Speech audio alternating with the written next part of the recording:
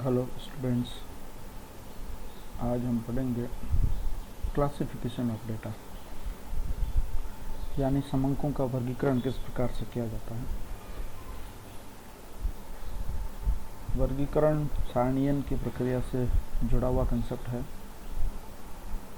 वर्गीकरण का अर्थ इस प्रकार है: संकलित सूचनाओं अर्थात कच्ची सामग्री को उनकी अनुरूपता के आधार पर विभिन्न वर्गों में बांटना वर्गीकरण कहलाता है। यानी जो तथ्य है उनको उनके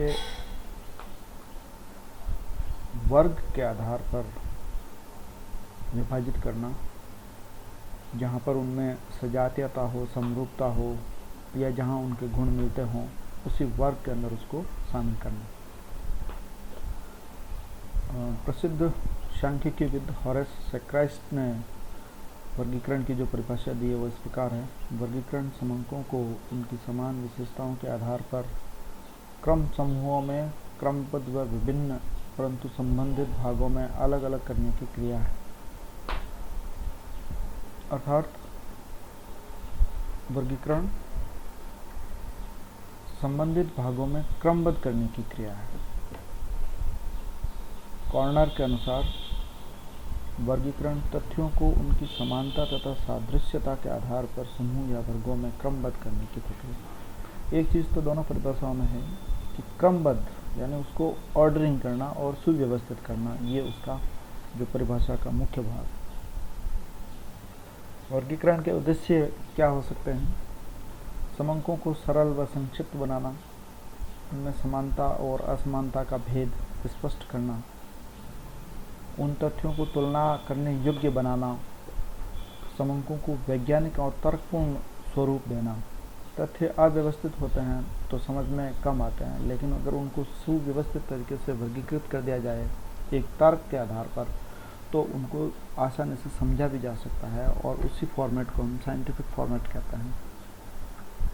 पारस्परिक संबंधों के अध्ययन हेतु जो हमने वर्गीकरण किया है वो एक वर्ग का दूसरे वर्ग से संबंध स्थापित कर सकता है, एक वर्ग की दूसरे वर्ग के साथ तुलना कर सकता है, सारणीबद्ध करने में उपयोगी बनाना, यानी उनका सारणीयन आराम से किया जा सके, इस प्रकार का वर्गीकरण होना चाहिए।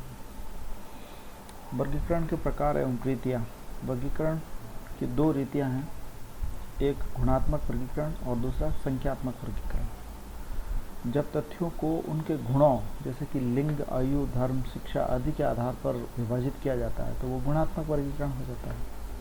गुणात्मक वर्गीकरण दो प्रकार का होता है: एक सरल या एक गुणी वर्गीकरण, जिसमें तथ्यों में एक गुण होता है और उनकी उपस्थिति या अनुपस्थिति के आधार पर दो वर्गों में उसको विभाजित कर दिया जाता है, तो वह सरल वर्गीकरण कहलाता है। दूसरा होता है बहुगुणी वर्गीकरण।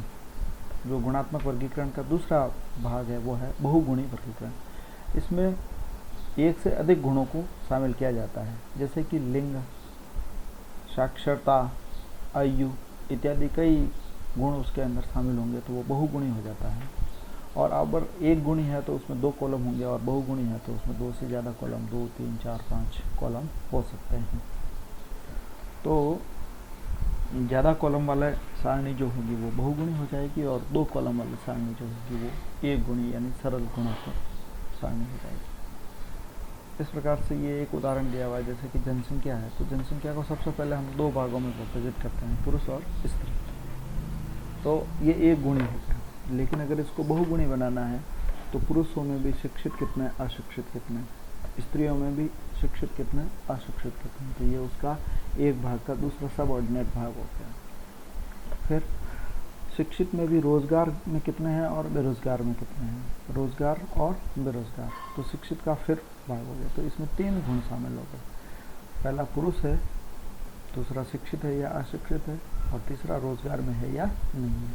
इसी प्रकार स्त्री का भी पहले वो जेंडर के अनुसार उसको वो स्त्री है या पुरुष है, दूसरा वो शिक्षित है या अशिक्षित है, तीसरा वो शिक्षित है तो रोजगार है या नहीं है, अशिक्षित है तो रोजगार है या नहीं है।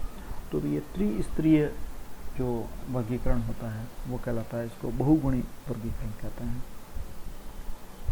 संख्या के आधार पर जो वर्गीकरण होता है, जब संकलित तथ्य ऐसे हों जिनका प्रत्यक्ष माप संभव नहीं हो, प्रत्यक्ष माप संभव है, तो इन्हें इनके माप के अनुसार संख्याओं के रूप में या समूह या वर्गों में वर्गीकृत कर दिया जाता है। ऐसे तथ्यों को चर मूल्य कहा जाता है।